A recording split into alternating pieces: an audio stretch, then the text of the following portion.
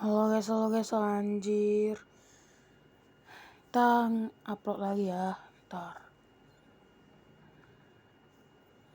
Gua mau reaction aja ya.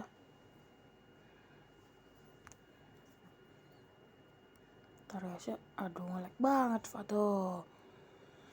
Aduh.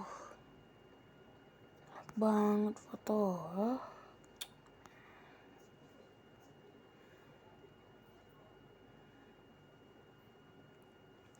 Kita nonton anime aja. Kita nonton ini ya. Nih, kita nonton anime. Mantap. Maaf guys, nggak premium. Ya. Ayo.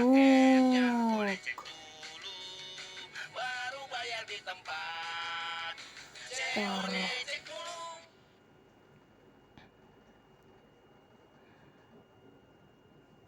Guys, kalian udah dengar belum tentang Draconia Saga? Game ini seru banget loh. Yuk, coba ikutin gua. Game ini mempunyai banyak macam pets dengan berbagai peran dan playability-nya sangat tinggi. Ada berbagai jenis pet yang macam-macam dari yang... Alah, diam lu. Di kantor polisi daerah Korea, nampak seseorang Yes, ya. memikirkan suatu Nonton hal aja yang guys sangat ya. janggal. Dia Nonton selalu aja, merasa guys. seperti kehilangan sesuatu yang Nonton aja, sangat guys, ya. penting dalam dirinya. Ada hal yang sepertinya hilang dan Ntar, terlupakan. kalian nonton aja ya yang ini ya, animenya guys ya. Gua mau tidur dulu ya. Nanti setelah 2 jam ya. Enggak, bercanda ya. Gua tetap bangun kok, tapi kalian nontonnya. Semoga kalian happy setiap hari ya. Ya udahlah. Ya guys, kita gas. Namun sekeras apapun dia mengingat hal tersebut, tak pernah dirinya mendapatkan jawaban karena memang dia tak pernah melupakan apapun sama sekali selama ini. Hanya saja lubang dalam hatinya akan semakin membesar ketika Nonton dia aja guys, memikirkan aku hal nggak yang ngomong mungkin ya. saat ini dia lupakan. Dia adalah Wo Jinjol yang sudah 4 tahun ini menjadi seorang detektif di bagian kriminal. Sempat ditanya oleh juniornya saat mereka berdua sedang beristirahat dan meminum kopi. Karena sang junior melihat wajah dari seniornya itu sangatlah kebingungan seperti sedang memikirkan sesuatu dengan sangat keras. Wo Jinjul pun mencoba melupakan segala hal yang sedang dia pikirkan karena hal itu akan mengganggu pekerjaannya di kemudian hari jika diteruskan. Dia beranggapan jika orang yang sibuk tak akan punya waktu untuk bersedih. Di saat mereka berdua kembali ke kantor setelah meminum kopi di mesin kopi sebelumnya, terlihatlah pemandangan yang tak biasa di dalam kantornya. Banyak sekali berandalan yang menyerahkan diri ke kantor polisi dengan sukarela. Mereka menggumamkan hal yang sama dan terdengar tak masuk akal. Hal yang disampaikan para berandalan ini sama tentang munculnya sosok bayangan mengerikan dari balik bayangan mereka sendiri. Bayangan tersebut mengatakan jika mereka tak menyerahkan diri dalam waktu 24 jam, maka mereka akan menyesal karena sudah pernah hidup sampai saat ini. Dengan wajah yang sangat pucat pasi dan ketakutan, mereka semua meminta untuk segera dijebloskan ke penjara. Wo Jinjul ingin memastikan hal yang telah dikatakan para berandalan tersebut apakah benar-benar kenyataan ataukah hanya fiksi mereka belaka. Namun dengan wajah yang sangat serius, para berandalan tersebut berkata jika hal itulah yang benar-benar sudah terjadi. Tentu di sini Wo Jinjul pun dibuat semakin keheranan dengan keterangan yang diberikan oleh para berandalan tersebut. Karena bagaimana cara Wo Jinjul akan melaporkan hal ini kepada atasannya jika keterangan para berandal ini seperti hal yang tak dapat dipercaya. Akhirnya Wo Jinjul pun dipanggil di ruang rapat oleh beberapa seniornya. Di saat berada di ruang rapat, Wo Jinjul pun mendengar suatu rencana yang akan dilakukan oleh para seniornya tersebut. Karena di sini mereka juga penasaran mengapa ada banyak berandalan yang memberikan keterangan yang sama. Maka mereka berencana akan melepaskan salah satu berandalan tersebut untuk melihat situasi. Akankah terjadi suatu hal pada jam yang sudah ditentukan atau hanya memang mereka mengarang semua keterangan tersebut sebelumnya?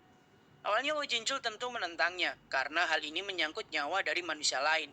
Namun para seniornya beranggapan jika para berandalan ini sedang mengkonsumsi narkoba jenis baru dan membuat mereka mengoceh tak karuan, hingga memberikan keterangan palsu dan membuat pihak polisi menjadi kebingungan. Meskipun hasil tes para berandalan ini menyatakan mereka negatif mengkonsumsi narkoba, namun dengan keterangan semua berandalan yang sama, meski mereka semua tak ada hubungan apapun sebelumnya, membuat polisi saat ini tak mendapatkan jawaban apapun dari fenomena aneh ini. Dan atasan mereka juga memerintahkan kita nonton bareng-bareng ya. Jadi kalian stay aja ya. Jadi kalau kalian nonton ini stream gue yang ini ya, please banget jangan tonton anime yang ini ya. Soalnya kalian ini aja guys, tonton gue aja guys, gak usah yang ini ya, jelek dia cowok. Untuk segera mengusut kasus ini hingga selesai.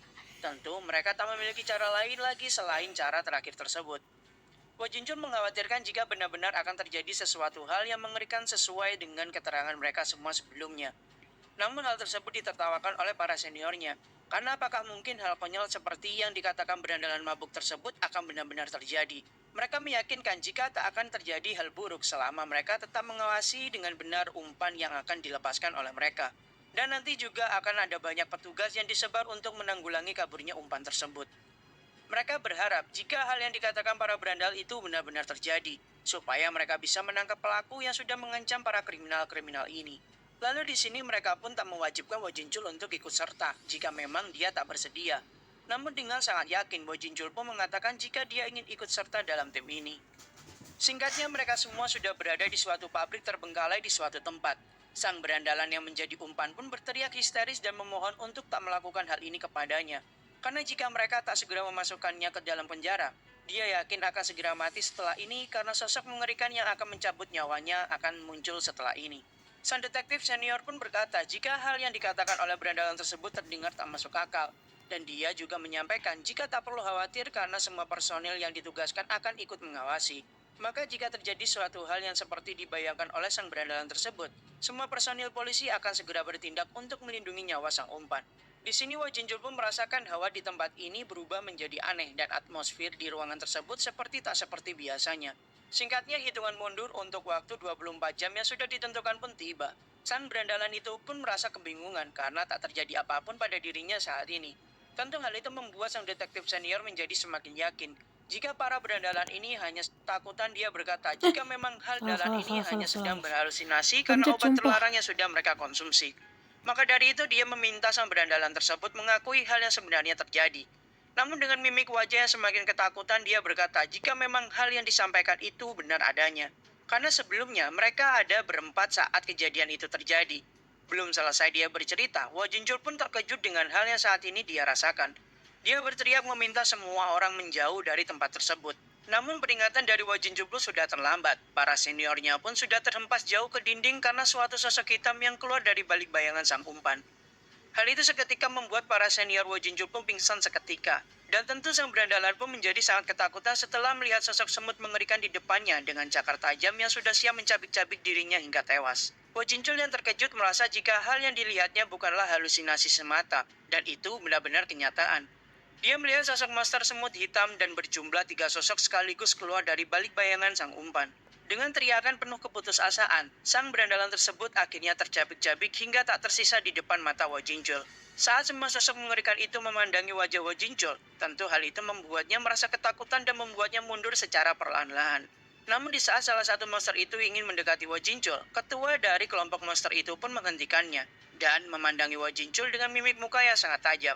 Dalam hati Wo Jinjul dia merasa jika semut di depannya sedang tersenyum kepadanya. Bahkan Wo Jinjul heran dengan dirinya sendiri yang seakan-akan mengerti jika semut itu seperti terlihat lega saat melihat Wo Jinjul baik-baik saja. Seolah-olah dia seperti sebelumnya pernah merasakan hal yang sama di situasi yang mirip seperti ini. Singkatnya setelah kejadian mengerikan itu, semua senior sekaligus Wo Jinjul kena marah besar di kantornya oleh sang atasan. Dia mempermasalahkan mengapa orang yang sudah menyerahkan diri bisa hilang tanpa jejak sedikit pun. Dan dia memarahi semua anggotanya yang malah pingsan saat ditugaskan untuk menjaga sang umpan. Sang ketua menanyakan suatu hal yang mungkin saja Wo Jinjul ingat saat kejadian Skip tersebut. lah anjing ini. Bagian Apa kantin. cowok? Antara gauntlet serta pedang besar itu membuatnya cukup kerepotan karena suhu tak dapat memprediksi jalur laju pedang Udah tersebut. ya, Dia ini sadar nggak jika enak sampai cok terkena serangan ditonton. pedang lincah tersebut, maka Ngentot tamatlah riwayat suhu di apaan sana. ini? Dengan adaptasi situasi super suhu, membuatnya nekat menangkap pedang cambuk milik Ben. Kita tonton yang lain aja lah ya. Aduh dek. Mana?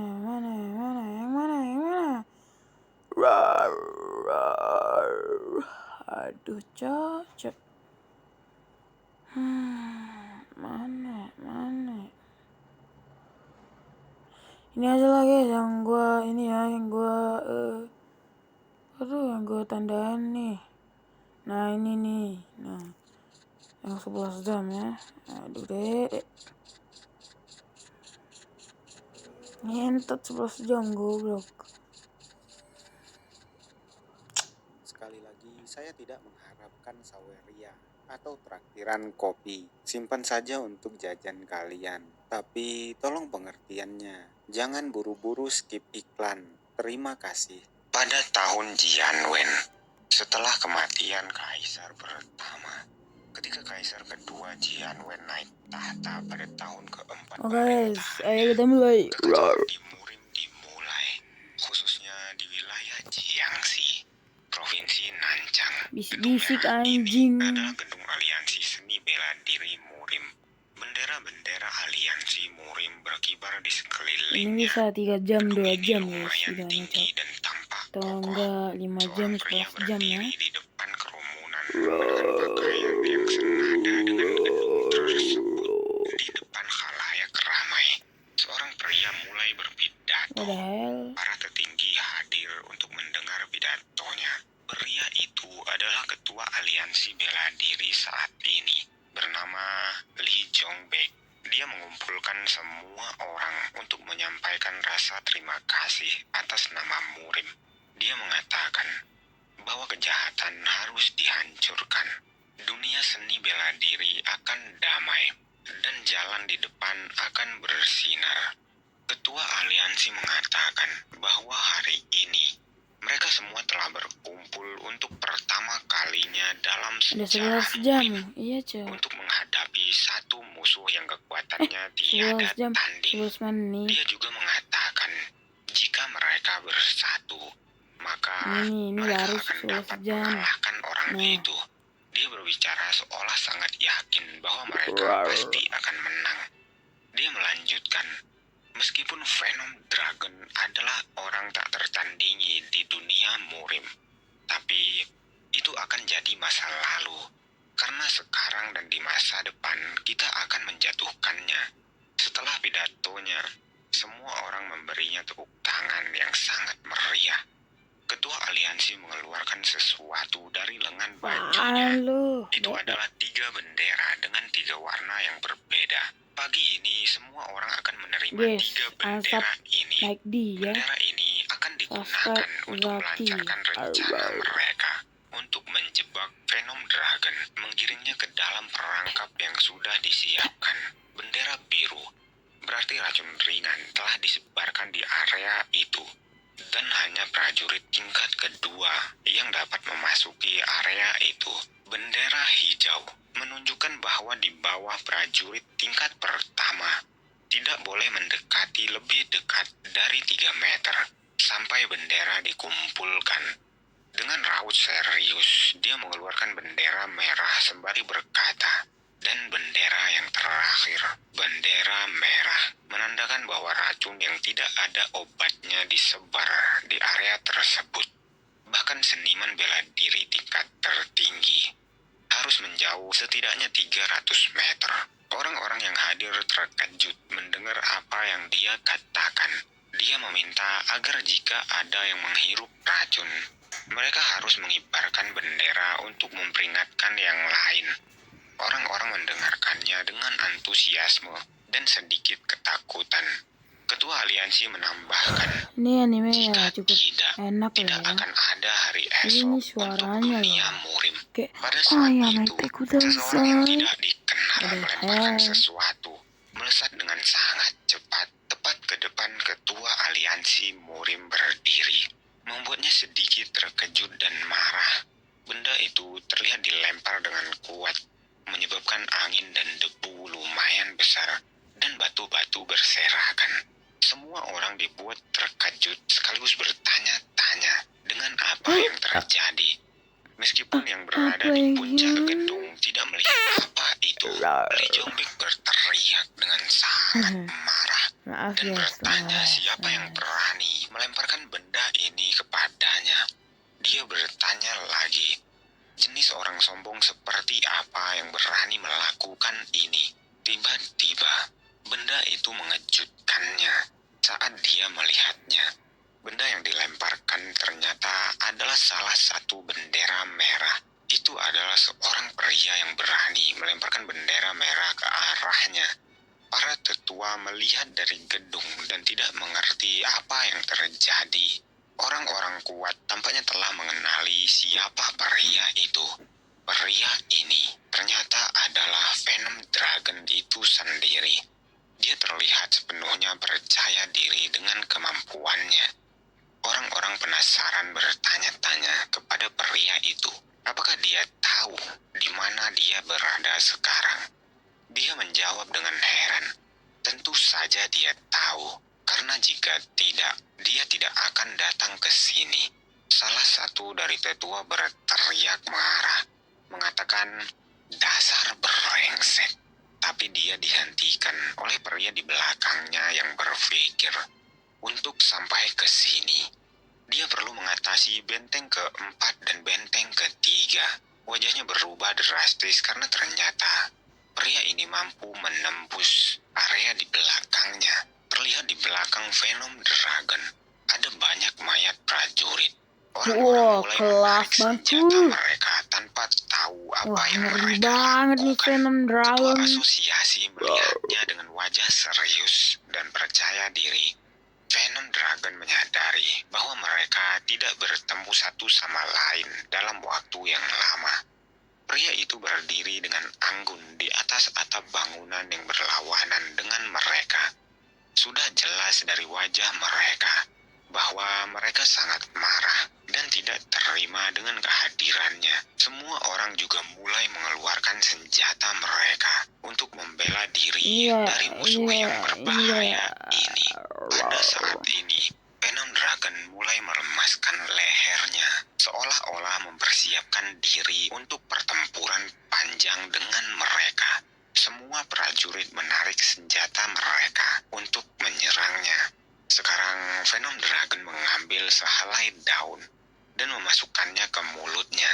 Ketua asosiasi juga secara mental mempersiapkan dirinya untuk pertempuran sulit ini. Venom Dragon, dia dikenal sebagai assassin terbaik di dunia seni bela diri. Dia mulai melangkahkan kakinya mendekati mereka. Murim memutuskan untuk mengumpulkan 10.000 seniman bela diri untuk menangkap hanya satu orang. Tetapi Venom Dragon memahami bahwa para prajurit ini berkumpul di sini untuk membunuhnya. Sambil memijat lehernya, dia berkata, karena kalian semua di sini untuk membunuhku. Lalu dia menatap dengan sangat serius melanjutkan, maka tidak seorang pun dari kalian akan keluar dari sini hidup-hidup. Dia adalah The Venom Dragon, Legend of Asura, Venom Dragon. Beberapa tahun yang lalu, di malam hari, di sebuah desa, beberapa suara aneh mengganggu warga. Banyak rumah di sekitaran desa yang terletak dekat dengan jurang di pegunungan dengan batu-batu yang sangat besar. Sesuatu yang sangat aneh sedang terjadi di rumah misterius ini. Pria ini terbangun oleh sesuatu, dan ketika dia bangun, dia keluar dari kamarnya dengan mata mengantuk. Tubuhnya tertutup bercak-bercak aneh berwarna ungu. Dia melihat sesuatu di rumahnya dan membungkuk untuk melihat lebih dekat. Ternyata itu adalah salah satu lipan besar yang berbahaya dan beracun. Hanya beberapa detik kemudian, dia sudah tergeletak tak sadarkan diri. Di dekat tubuhnya, banyak lipan paling berbahaya mengeluarkan kabut ungu yang menyebar di seluruh desa pada malam hari itu. Kabut itu juga masuk ke salah satu ruangan di mana sebuah keluarga sedang tertidur, yaitu seorang anak laki-laki dan ibunya. Anak laki-laki itu terbangun karena merasa aneh di sekitarnya. Dia mencium bau aneh di ruangan itu. Anak laki-laki itu tidak mengerti apa yang sedang terjadi di sana dan mencoba membangunkan ibunya. Tetapi ketika dia melihat wajah ibunya, dia sangat ketakutan. Mulut ibunya berbuih, air mata mengalir dari matanya, dan tubuhnya juga tercakup bercak-bercak berwarna ungu. Ibu itu meminta anaknya untuk segera meninggalkan rumah.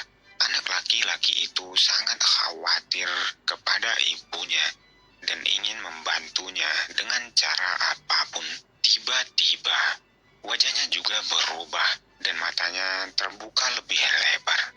Anak laki-laki itu kemudian jatuh dari tempat tidurnya, langsung ke lantai. Keadaannya semakin memburuk setiap detiknya. Ternyata itu adalah jenis racun mematikan. Anak laki-laki itu melihat lipan-lipan ini merayap di tubuhnya, dan kemungkinan lipan-lipan itulah yang mengeluarkan racun mematikan ini. Tiba-tiba, salah satunya mulai merayap cepat ke arah anak laki-laki itu. Anak laki-laki yang malang itu sangat ketakutan dan mulai berteriak. Lipan itu naik ke tubuhnya dan mendekati wajahnya. Lipan ini berhasil menggigit lehernya, meninggalkan sedikit luka, membuat anak laki-laki itu berteriak terlihat sangat kesakitan. Dia merasakan racun mematikan mengalir ke seluruh tubuhnya. Dia merasakan banyak rasa sakit dan mulai menangis lebih kencang lagi karena hal ini. Anak laki-laki itu meminta tolong kepada ibunya untuk menyelamatkannya. Tetapi ibunya sudah terbaring di tempat tidur tidak bergerak. Ibu mencoba mengangkat kepalanya, tetapi keadaannya sangat buruk dan tubuhnya memucat. Setelah menggigit pria itu, lipan ini juga mulai merayap di wajahnya, melewati mulutnya. Entah mengapa, dia memutuskan untuk menggigit lipan beracun itu sebagai respon. Dia mulai meludahkan potongan-potongan serangga berbahaya itu. Dia melihat ibunya terbaring di tempat tidur dan memandangnya. Oh, ini Anak si film laki-laki itu Dragon itu ya. menangis histeris dan berteriak meminta lipan itu mengembalikan ibunya. Lipan itu jatuh ke lantai dan hancur menjadi potongan-potongan kecil. Pada saat itu, kakek yang memiliki rumah di sebelah rumahnya mendengar teriakan mereka dan dengan cepat berlari ke rumah mereka. Ketika dia sampai di sana, dia melihat pria muda itu mengunyah potongan lipan, dan serpihan tubuh serangga itu menghasilkan suara renyah di gusinya. Kakek itu tidak mengerti siapa yang memutuskan untuk melakukan tindakan yang mengerikan ini. Anak itu terus mengunyah potongan tubuh lipan. Kakek mendekatinya dan mengangkat kepalanya, lalu meminta anak itu untuk membuka mulutnya. Dia mengambil beberapa obat dan memberikannya kepada cucunya. Obat itu diperlukan untuk menghilangkan racun mematikan dari tubuhnya. Tiba-tiba, seorang pria di belakangnya tertawa dan berkata, "Sungguh tindakan yang menyia-nyiakan pil obat. Padahal dia sudah memperingatinya dengan keras. Keluarganya meninggal karena sifat keras kepala kakek tua itu." Kakek tua memanggil orang ini Manggrio. Kakek itu mengatakan, "Lembah bunga putih kita mungkin kecil, tapi sekte medis kita sudah ada selama 300 tahun.